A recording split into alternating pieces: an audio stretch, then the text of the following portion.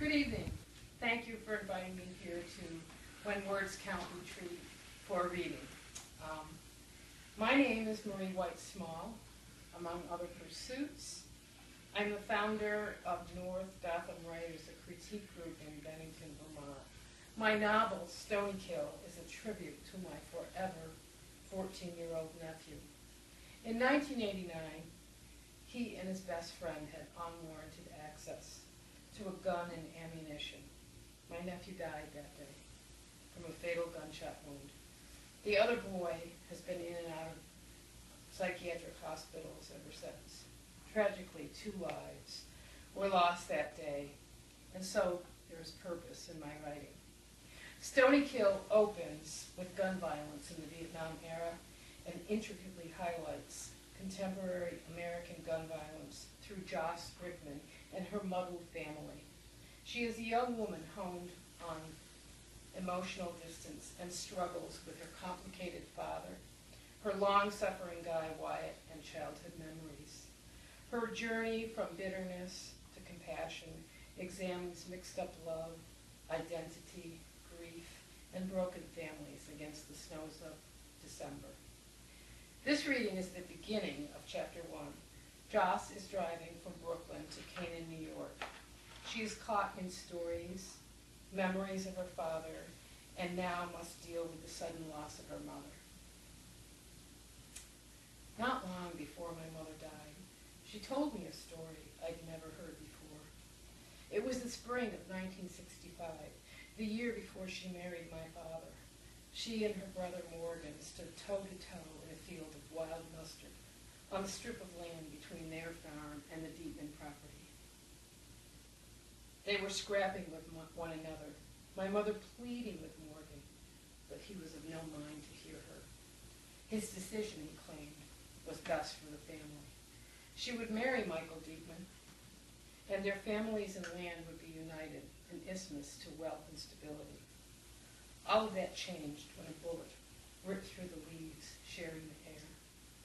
Before either of them heard the sound of the report, it shattered Morgan's breastbone and sprayed bright red blood onto my mother's Lita's face and hair. Morgan looked at her, his eyes filled with terror as he fell dead into the yellow mustard blossoms. "Who did this?" I said. "Well," she stammered, "of course it was an accident. You have to know that, Joss. Someone was in the high birch grove shooting at the birds."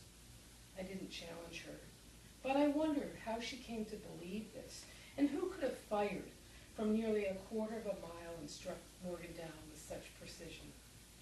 During those first 3 days, before anyone else knew what had happened, my adrenaline-driven mother hid Morgan's body in a macabre game of hide-and-seek, in the closet, under the stairwell to the cottage, behind the old wood stove, all their favorite childhood hiding places, while the crows sat in the trees above and watched. On the 3rd day, she carried him to the river and washed him in the cool, running water, then laid him in the tall grass. Even when the coroner came to take him later that afternoon, she still refused to believe that he was dead. She sat on the back porch all that summer, rocking, worrying the floorboards for days that lingered into weeks. She did not cry or speak for months, and only bathed in the river. I think about this story as an April wind blows my red Mini Cooper along I-84 West, then tracks north along the Taconic Parkway. I try to distract myself, turning up the radio, flipping through the FM stations, but I still hear her voice. "I had no one," she told me. "My brother was the only one left, and now he was gone too." I convinced myself that he was sitting on heaven's back porch, that if I waited, he'd be back. I don't know why, but I washed and ironed all of his pajamas and packed them in a suitcase. You do crazy things when you lose someone. I think that suitcase is still upstairs in one of the closets. I wonder if it still is there. I try to push back these thoughts away by doing what I always do, measure the day by road signs or how many times I pass the same truck. an attachment from girlhood, and those counting rhymes we hopscotch to in the schoolyard, one-ary, two-aries, at a Roseanne. But on this morning, I gauge my time, tapping out the minutes by heartbeat, dropped lanes, or the whirl of the car's cozy heater and classic rock tunes buzzing in my heart like a lullaby. It's what my dad always did back when we all lived in the city. Crank up the radio while he drove. He'd holler, "Hey, Polly girl, get in the van," with my mother scolding. "Paul, her name is Joss, not Polly girl, not Boyo either." But that name, Polly girl, was lassoed around everything I knew myself to be. I'd hop in ready for an adventure with my father, Big Paul. We'd fly in that rattle-trap van of his with the tunes blaring, off to the garment district we'd charge, where he'd haggle over the best gabardine. Some poor slob up against Big Paul, who was a bull of a man, nearly 6 feet tall and wide in the shoulders. Look them in the eye and smile, he'd caution, but walk away before you back down. Just be soft with every step. Once he'd get his price, he'd buy remnants of cerise or saffron taffeta to make me and my sister something for school. For Naomi, it would be a blouse with pearl buttons or a crinoline skirt, but for me, always something man-tailored, a vest or jacket spit in my father's image. "Stand still," he'd say, while he'd mark the fabric with chalk and pins that scratched my skin. Back then I never winced. I turned slowly while my father stood scrutinizing, commanding me to stop or turn or walk across the room as he watched the garment move in the swing of my arms. What emerged would be flawless. Pale gray herringbone with pockets piped in apricot, a vivid lining at the pleat.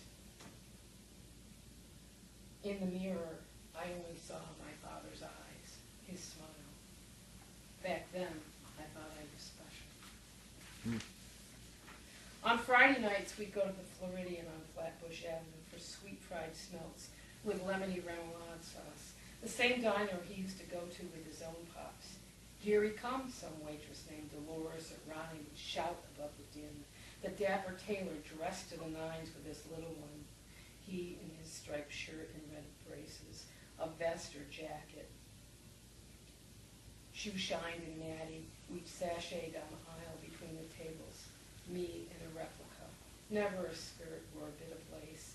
Big Paul would smile at the other diners as if they were his guests, always with the witty comments tipping his fedora, his pork pie, or whatever was perched on his head that evening.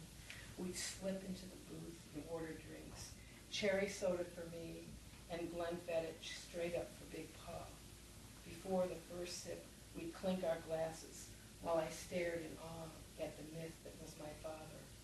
And when our hot plates came out, we'd slather on that tart sauce and slide those sugary fish down our throats, barking like penguins for more. We were hungry. We were the boys out for all we could get.